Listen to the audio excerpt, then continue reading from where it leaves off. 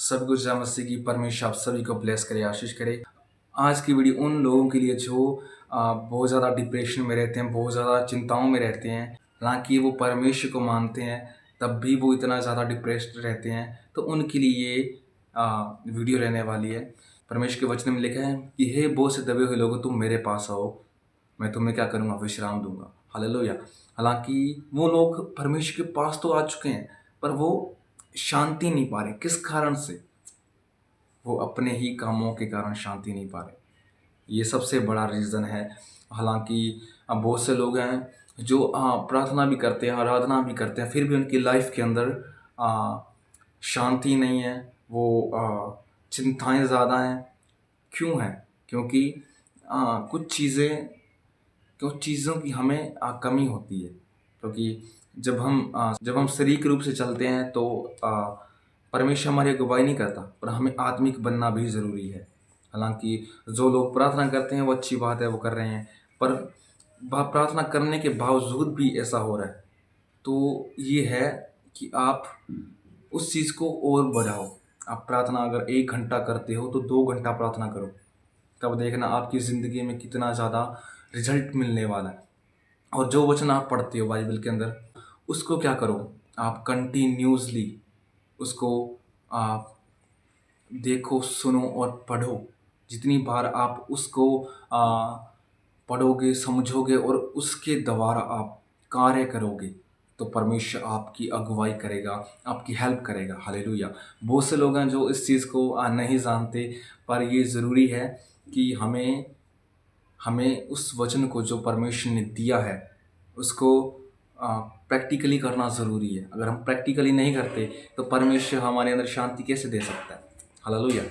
परमेश्वर के वचन में लिखा है कि तुम मेरे पास आओ, मैं तुम्हें विश्राम दूंगा। पर अगर हम पास आ चुके हैं तो हमें भी उसके लिए कुछ करना होगा। हालेलुया। इसलिए हमें भी थोड़ी सी मेहनत करनी होगी। हालेलुया। अगर आप प्रार्थना 1 घंटा करते हो तो 2 घंटा शुरू कर दो। अगर आप 2 घंटा करते हो तो 4 घंटा कर दो, डबल कर दो उससे। जब आप ऐसा करोगे तो आप अपनी लाइफ में बहुत ज़्यादा रिजल्ट को देखोगे, क्योंकि परमेश्वर आपकी अगुवाई करेगा। हालेलुया। और बहुत ज़्यादा चिंता करने की ज़रूरत नहीं है, क्योंकि परमेश्वर ने हमारे लिए अपना लहू बहा दिया है। हमारी चिंताओं के लिए परमेश्वर कुर्बान हो चुका है। वचन में लिखा है कि तुम चिंता करके तुम अपनी आयु को बढ़ा या घटा नहीं सकते। अब बहुत से लोग हैं जो बहुत ज़्यादा चिंता करते हैं कि अब मेरे साथ क्या होगा, मैं तो इतना ज़्यादा डिप्रेस्ड हूँ, मेरे तो ये समस्या है, मेरे तो ये प्रॉब्लम है। इन चीज़ों की ज़्यादा टेंशन लेने की ज़रूरत नहीं है, क्योंकि परमेश्वर आपकी हर चिंता को ख़त्म कर सकता है। सोचो, जब आप चिंता कर रहे हो तो उस टाइम अगर आप प्रार्थना करते तो वो चिंता भी ख़त्म हो जाती। अगर आप इतना ज़्यादा चिंता करने की ज़रूरत नहीं है, कि परमेश्वर आपकी लड़ाई को लड़ सकता है, क्योंकि परमेश्वर आपकी लड़ाई को लड़ता है। हालेलुया। इसलिए आपको चिंता करने की ज़रूरत नहीं है, आपको मसीह में पढ़ने की ज़रूरत है। जितना ज़्यादा हो सके अपने आप को कंट्रोल करने का ट्राई कीजिए, क्योंकि परमेश्वर के वचन में लिखा है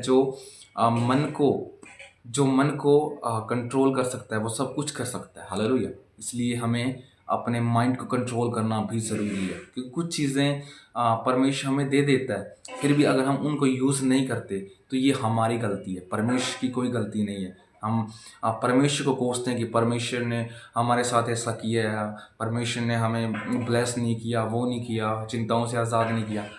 क्यों? क्योंकि परमेश्वर की गलती नहीं है, परमेश्वर ने तो वो चीज़ दे दी। अगर आपको वो ब्लेसिंग यूज़ करनी नहीं आती तो वो आपकी गलती है। इसलिए अपने आप को जितना ज़्यादा हो सके इन चिंताओं से दूर रखिए। चिंता करके हम अपनी आयु को बढ़ा या घटा नहीं सकते। हालेलुया। चिंता करने से अच्छा है कि आप परमेश्वर से प्रार्थना कीजिए। हालेलुया। क्योंकि परमेश्वर आपकी हर दुआ को सुनता है। तो परमेश्वर आप सभी को ब्लेस करे, आशीष करे। आई होप कि इस वीडियो के ज़रिए आप समझ गए होंगे।